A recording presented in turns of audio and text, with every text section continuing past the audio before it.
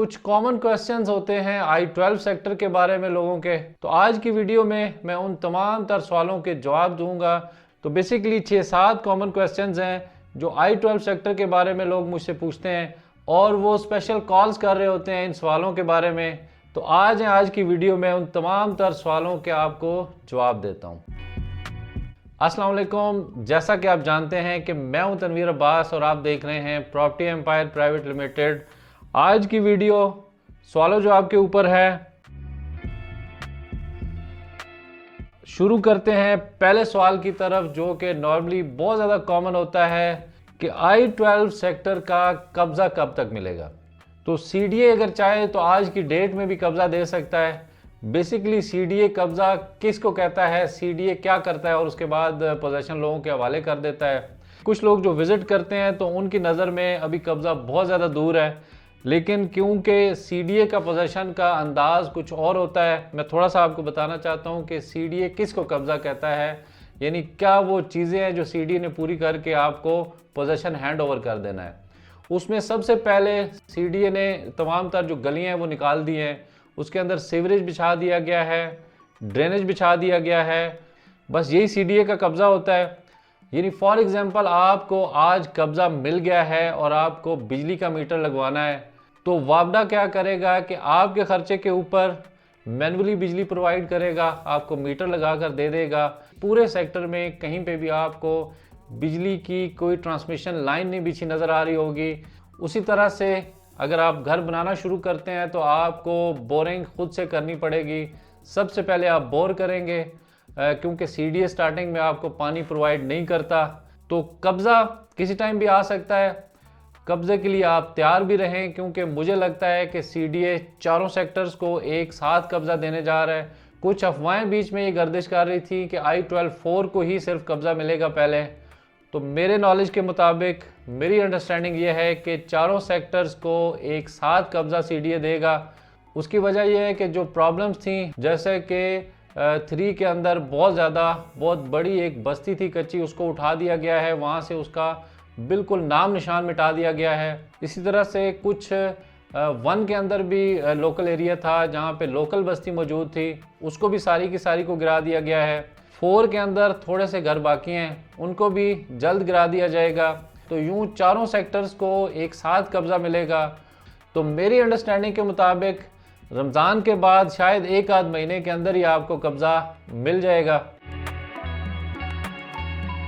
दूसरा common question जो लोगों की तरफ से आ रहा होता है वो होता है कि जी हमें किस जगह पे परचेजिंग करनी चाहिए, यानी कौन सा ऐसा सब सेक्टर है या उस सब सेक्टर के अंदर भी कौन सी ऐसी जगह हैं, कौन सी ऐसी प्लॉट नंबरिंग है जहाँ पे हमें परचेजिंग करनी चाहिए। इसके लिए ज़रा आपको थोड़ा सा तवज्जो देने की ज़रूरत है कि चारों सब सेक्टर्स इक्वल होते हैं, उसमें कोई अच्छा बुरा नहीं होता।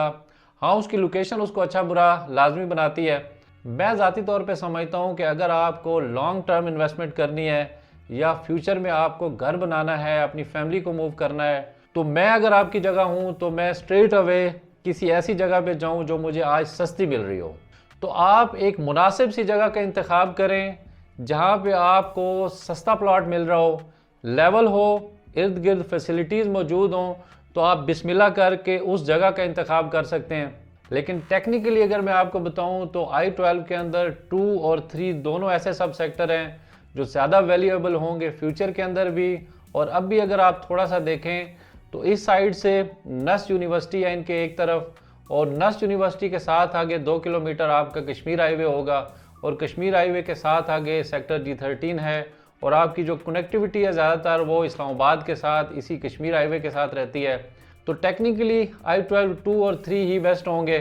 और प्राइसेस भी 3 में इस टाइम भी आपको तकरीबन 95 लाख से लेकर 1 करोड़ 10 लाख तक 25-50 का प्लॉट मिल जाता है। लेकिन अगर 2 की बात करें तो 2 में इस टाइम प्राइसेस चारों सब सेक्टर्स को मिला के सबसे ज़्यादा हैं। 2 के अंदर बेसिकली सिर्फ 6 या 7 गलियाँ हैं और तमाम तर जो प्लॉट साइज़ है वो 30-60 का है। अब यहाँ पे जो प्राइस चल रही है वो तकरीबन 1.5 करोड़ से लेकर 2 करोड़ तक है। उसमें भी अगर आप नस रोड के पास रहते हैं तो वो 1 करोड़ 85 लाख से लेकर तो 2 करोड़ तक आपको प्लॉट मिलता है। 2 के अंदर भी कुछ प्लॉट्स डिप्रेशन में हैं जबकि कुछ लेवल प्लॉट्स हैं। तो लेवल प्लॉट्स की प्राइस अलग होती है और डिप्रेशन में आपको बेसमेंट बनानी पड़ती है, वहाँ पे आपकी प्राइस फिर डिफरेंट हो जाती है।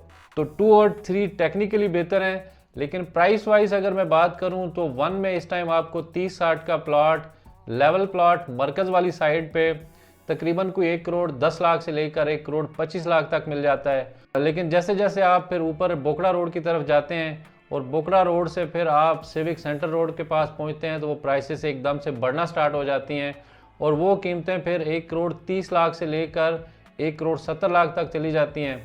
तो पहले नंबर पे आपको 2 और 3 के अंदर इन्वेस्ट करना चाहिए, लेकिन अगर आपके पास बजट कम है तो आप 1 में जा सकते हैं। 1 का ये वाला एरिया जो आज सस्ता तरीन है, इसके अंदर आप इसका इंतखाब कर सकते हैं, जो मरकज़ के साथ है, जहाँ पे एक साइड पे आपके PHA के फ्लैट्स हैं, दूसरी साइड पे एक साइड पे मरकज़ आपका लगता है।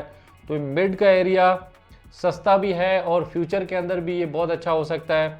इसी तरह से 4 जो है वो ज़रा थोड़ा हाइट के ऊपर है, तो अगर हाइट पे रहना पसंद करते हैं तो 4 का भी आप इंतखाब कर सकते हैं। लेकिन राइट नाउ सिचुएशन ये है कि 4 सबसे ज़्यादा महंगा हो चुका हुआ है, क्योंकि पिछले दिनों अफवाहें थी कि 4 ही को पोजीशन मिलने जा रहा है। इस वजह से शायद 4 की प्राइसेस बढ़ चुकी हैं। अगर आप 4 में भी इन्वेस्ट करना चाहें तो आप लेवल जगह को देखकर मौके पे जाके फिजिकली प्रैक्टिकली चेक करके फिर वहाँ पे कोई चीज़ परचेज करें। उसके बाद मेरे कुछ दोस्त कन्फ्यूजन का शिकार होते हैं और वो डिसाइड नहीं कर पा रहे होते हैं बिटवीन सेक्टर I-15-16 और सेक्टर I-12। तो उनकी कॉल्स आ रही होती हैं कि हम थोड़ा सा मुश्किलात का सामना है हमें कि हम सेक्टर I-12 में इन्वेस्टमेंट करें या I-15 और 16 का रुख करें। तो मेरे उन दोस्तों के लिए थोड़ा सा ये बिल्कुल टेक्निकल चीज़ें हैं जो मैं आपको समझाना चाहूँगा कि I-12 सेक्टर की लोकेशन बहुत ज़बरदस्त है। अगर आप I-12 में रहना चाहेंगे तो आप बहुत जल्दी यहाँ पे आबाद हो जाएगा सेक्टर। और इसी तरह से क्योंकि एक साइड पे आपके पिंडी का सारा आबाद एरिया है, दूसरी तरफ आपके I-11 सेक्टर है जो कि फुली आबाद है। इसी तरह से एक साइड पे नस्ट यूनिवर्सिटी है और नस्ट के साथ फिर कश्मीर हाईवे है। I-12 सेक्टर लोकेशन वाइज बहुत अच्छी जगह पे वाक़या है। इसमें सिर्फ एक ही मसला है टेक्निकली कि ये मुतासरीन का सेक्टर है, थोड़ा सा महंगा है I-15 और I-16 से, लेकिन लोकेशन वाइज क्योंकि ये बहुत अच्छी जगह पे है, इसलिए अगर आपको मकान बनाना है या फ्यूचर को सामने रखना है तो आप I-12 का इंतखाब करेंगे। और अगर आप एक्स्ट्रा सेफ्टी और सिक्योरिटी चाह रहे हैं तो फिर आपको I-15 और I-16 ही का इंतखाब करना चाहिए। लेकिन अगर मैं आपको एडवाइस करूं तो I-15 और I-16 दोनों की डेवलपमेंट भी बेहतर है और वो सेक्टर्स भी I-12 की निस्बत ज़्यादा बेहतर हैं, क्योंकि एक तो वो सारे क्लियर हैं, मुतासरीन के नहीं हैं, क्योंकि I-15 और I-16 की प्राइसेस भी कम है। यानी वहाँ पे आपको आज भी 5 मरले का प्लाट 60 लाख से लेकर 80-85 लाख तक मिलता है और I-12 के अंदर आपको स्टार्टिंग ही 95 लाख से होती है। आप चाहें या आपको एरिया I-15 और I-16 वाला सूट करता है तो मैं आपको रिकमेंड करूंगा कि आप लाजमी तौर पे I-15 और I-16 ही का इंतखाब करें और इस कन्फ्यूजन से निकलें, क्योंकि ये बहुत बड़ी कन्फ्यूजन है। एक तरफ आपके I-12 है जो कि लोकेशन वाइज अच्छा है, दूसरी तरफ अगर आप पैसे बचाना चाहते हैं और सेम साइज़ के अंदर रहना चाहते हैं तो आपको I-15 और I-16 ही का इंतखाब करना चाहिए। फिर अगला क्वेश्चन ये आ रहा होता है कि CDA क्या इसके अंदर डेवलपमेंट चार्जेस मज़ीद लगा सकता है? तो मेरी इतलात ये हैं, जहाँ तक मुझे पता है तो CDA इसके अंदर मज़ीद डेवलपमेंट चार्जेस नहीं लगा सकता, लेकिन क्योंकि इससे पहले सेक्टर I-15 के अंदर लगाए जा चुके हैं, E-12 के अंदर लगाए जा चुके हैं, इसलिए हो सकता है कि CDA I-12 के अंदर भी डेवलपमेंट चार्जेस लगा दे। लेकिन अभी तक की जो इतलात हैं, क्योंकि सेक्टर तकरीबन डेवलप हो चुका हुआ है, इसका पोजीशन मिलने जा रहा है, तो अब चांसेस थोड़े कम हैं कि CDA इस तरफ देखे या सोचे। लेकिन इस बारे में कोई बहुत ज़्यादा कंफर्मेशन इसलिए भी नहीं है कि अभी तक कोई ऐसा ना सुनने में आया है ना कहीं पढ़ने में आया है, तो इसलिए मुतमईन रहें, अभी तक तो कोई इस तरह की सूरत हाल सामने नहीं आई। हाल बता अगर CDA इस तरफ गया तो लगा भी सकता है और आप लोगों को इसके डेवलपमेंट चार्जेस देने भी पड़ सकते हैं।